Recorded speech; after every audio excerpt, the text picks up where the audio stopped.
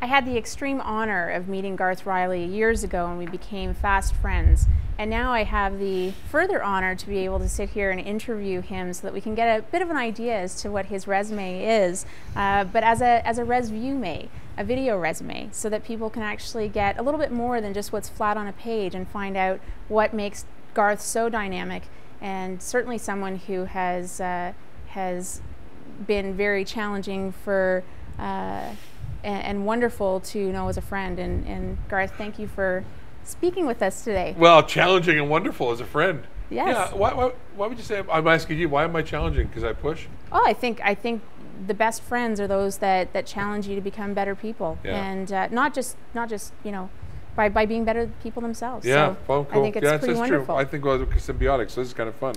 You're a dynamic dude, and I know that a lot of people out there would like to know what makes you tick, and where did you come from? What have you done? And so if you can give us a bit of information as to, I know that your background started in the event business.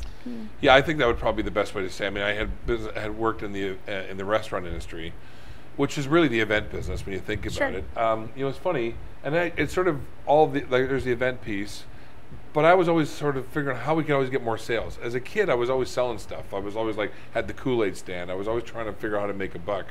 One summer when I was a kid, when I was 16 or 17, I said, could I have 3 summer jobs? Could I fit a 4th one in?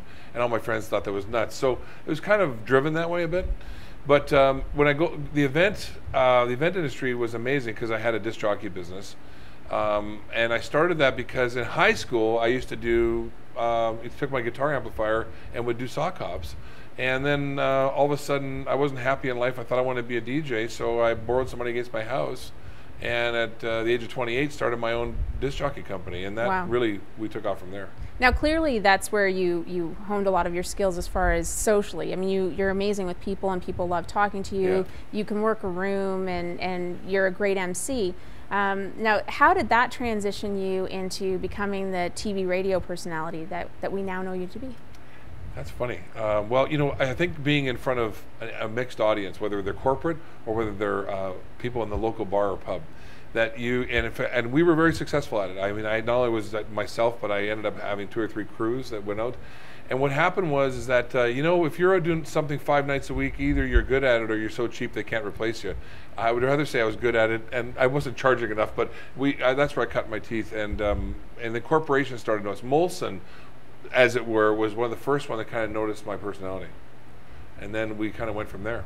So did you know that could transition into TV and radio? Was that something that... No idea. So here's what happened. I was one of the first guys to bring mobile karaoke to Southern Ontario. I've been a disc jockey. I started it when I was 28. And then I saw this thing called karaoke, and I thought, wow, this would be fun and fantastic. And then I brought it here, and really nobody was doing it. And I called a buddy of mine, and he said, I'll give you 4 gigs at $200 a day. And so I went and spent $16,000 I didn't have. Anyways, but what happened from that is we started to morph this thing, which we know karaoke to be huge today. But I met a guy from Molson's, and Molson's gave me a chance to get a platform in front of corporations like Kelsey's and Sir Corp. And then I just noticed that all my personality started to come forward. And then a guy I was working with was doing a gig on CIUT radio, University of Toronto radio, and he said to me, "Come on, and you'll do something there." And I said, "Okay." I came out there. I was horrible at it. And then I thought, what am I going to do? I mean, I really like this idea of being in radio, but and I realized that radio guys didn't make any money, so that was kind of a problem. But then Jesse and Jean, this is what interesting. They were talking about wanting to meet people, and I thought, I'm going to do something. So one of the guys that I worked with, Zach Church was his name. We were funny as heck in the nightclub bar scene, and we cut these ditties using karaoke tracks. And we'd drive them down to CFTR and try and get to Jesse and Jean at 4 in the morning before they would get there. They wouldn't see us. And then we went on to a listener's cruise, and we walked up and we started throwing tapes at these guys. And they phoned us the next morning and said, "You guys are amazing. Do some more for us." They never paid us. Right. But that's kind of how it started, right? Oh, that's cool. Well, I mean, you have such a great presence, and your voice obviously can carry itself so well on radio. So down the road, you start doing your own show for Rogers Television. Yeah. And that was how many years? I started September 11th. Wow. 9/11. Wow. Wow. Yeah, my second show was 9/11. I didn't go to school for broadcast. I'd heard about this opening. I auditioned with 20 other people for a talk local show. They wanted someone that was kind of like Howard Stern. I guess I had a big enough nose. And all of a sudden, they said you want to be outrageous and everything else, and then they didn't really want that. But that's how I started, and then we found that my personality carried on even further. My friends who knew me from the bar and entertainment industry thought I would be funny, but this was a serious show, and they would phone me. They phone me like, "When are you gonna be funny, Riley?" And I said, "There's nothing funny about 9/11." Yeah. So that's when I cut my teeth. But then I guess 1,000 guests later, here I am. Well, and I mean, to me, what's always been so fascinating about you is your ability to, yes, be funny, but also to be able to push the boundaries and really know topics the way that only you can know a topic, to be able to draw out of people what you really want to find out, what the audience really wants to find out. And I've certainly always been so impressed by that. Thanks. I don't know how it happened. Well, it's fascinating, and so from there, you've obviously you know so many people, and you talk to so many people, and you are so involved in so many different things. But you have some real passions that you're behind. Can you tell us a bit about some of those things? Well, make the story short. I was bullied as a kid. A lot of people don't understand that.